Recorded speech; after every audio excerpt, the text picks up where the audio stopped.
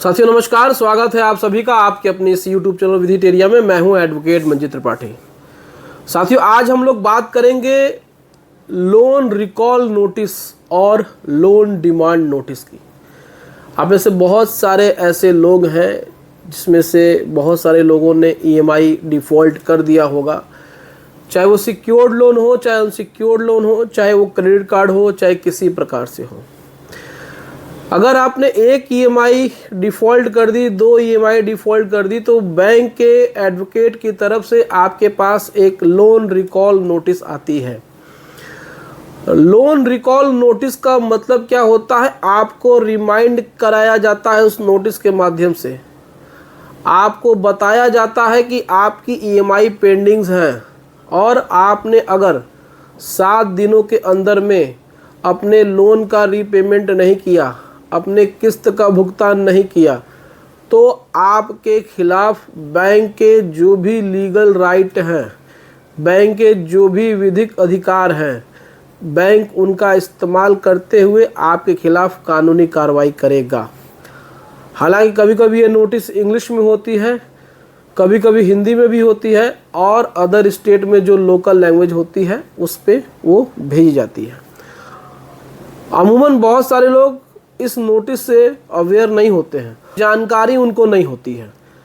तो जब इस प्रकार की नोटिस आती है तो वो डर जाते हैं, समझ में नहीं आता है, वो सोचने लगते हैं कि इसमें हम करें तो करें क्या, और सही गाइडेंस न होने की वजह से वो परेशान हो जाते हैं, वो डर जाते हैं बैंक की तरफ से ये नोटिस आती है। तो सबसे पहले इस नोटिस में क्या क्या होता है इसको समझना बहुत ज़्यादा ज़रूरी है। कुछ लोग तो नोटिस लेते ही नहीं हैं, और अगर किसी को नोटिस नहीं मिला है तो मेल पे मिल जाता है, व्हाट्सएप पे चला आता है। आजकल व्हाट्सएप पे और मेल पे भी जो नोटिस भेजी जाती है उसको भी वैध माना जाता है, उसको भी लीगल माना जाता है। यानी कि नोटिस भेजने का वो भी एक तरीका है, व्हाट्सएप पे भी और आपको ईमेल पर भी। अब ईमेल और व्हाट्सएप पे नोटिस आएगी तो आपको लेना अनिवार्य है, उसमें आप मना ही नहीं कर सकते हैं। अब इस नोटिस में लिखा होता है कि 7 दिनों के अंदर में आपने पेमेंट नहीं किया तो आपके खिलाफ कंप्लेंट, आपके खिलाफ लीगल एक्शन बैंक लेगा। तो अब कैसे इसको हैंडल करें? अब तो आपको डर भी लग रहा है। तो देखिए, कभी भी एक गलती मत करिए।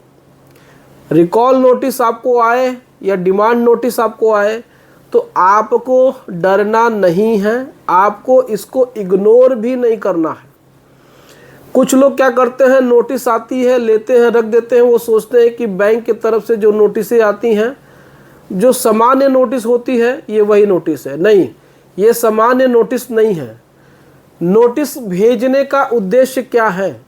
नोटिस भेजने का उद्देश्य ये है कि आपको बताया जाता है कि जो समय आपको दिया जा रहा है उस समय के अंदर में अगर आप पैसा पेमेंट नहीं करते हैं तो फिर आपके खिलाफ कानूनी कार्रवाई होगी, और आप उसको रिप्लाई नहीं देते हैं, उस लेटर का, उस रिकॉल नोटिस का रिप्लाई नहीं देते हैं, नोटिस घर में रख लेते हैं, तो ये माना जाएगा कि बैंक ने जो जो बातें उसमें लिखी हैं वो बात आप एक्सेप्ट कर रहे हैं शब्दशः, यानी कि आप वर्ड टू वर्ड उसको एक्सेप्ट कर रहे हैं। अगर बैंक कोई लीगल एक्शन लेगा भी तो हमें कोई आपत्ति नहीं है।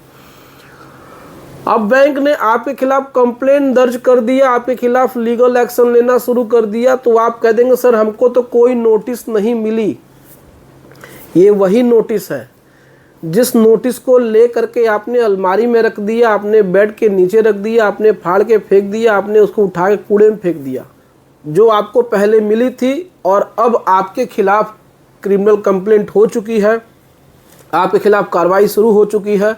तो अब आप नोटिस नहीं मिलने का आप एक एक्सक्यूज़ दे रहे हैं। तो आपको क्या करना है कि आपको इसको इग्नोर नहीं करना है, आपको नज़रअंदाज नहीं करना है।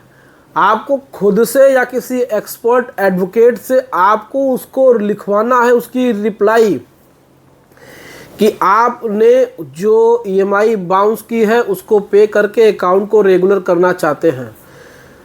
रिकॉल नोटिस का जवाब हमेशा दिलवाना चाहिए, भले आपके पास पैसा हो या ना हो।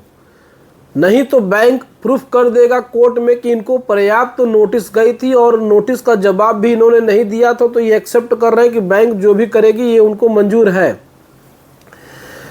तो आपको पर्याप्त तरीके से उस नोटिस का रिप्लाई विद इन टाइम, यानी कि जो उसमें समय दिया है 7 दिन के अंदर, 15 दिन के अंदर, तो आपको देना पड़ेगा।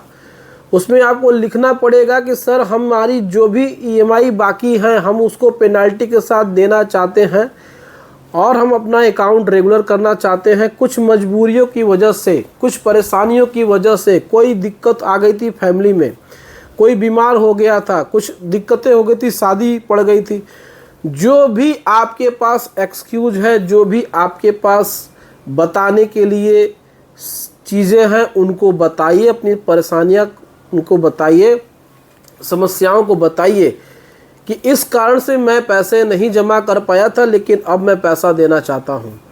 नहीं तो बैंक क्या करेगा, इंटायर लोन अमाउंट को दिखाते हुए वो आपके खिलाफ कंप्लेंट फाइल कर देगा। तो पूरे लोन की वसूली एक साथ वो करना शुरू कर देगा, तो फिर आपको समस्या हो जाएगी।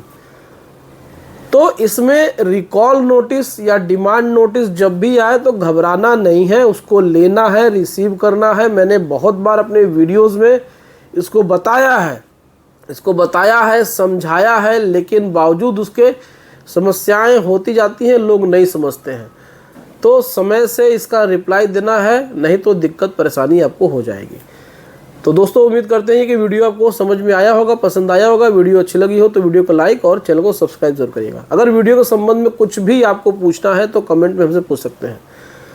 तो दोस्तों अगर आपको किसी प्रकार से लीगल एडवाइस की ज़रूरत है, लीगल सर्विस की ज़रूरत है, कोई भी मैटर हो लोन संबंधित, तो हमारा व्हाट्सअप नंबर यहाँ पर दिया हुआ है। आप हमसे व्हाट्सएप पर संपर्क कर सकते हैं और लीगल एडवाइस ले सकते हैं। चलिए मिलते हैं नेक्स्ट वीडियो में। Thank you so much. जय हिंद दोस्तों।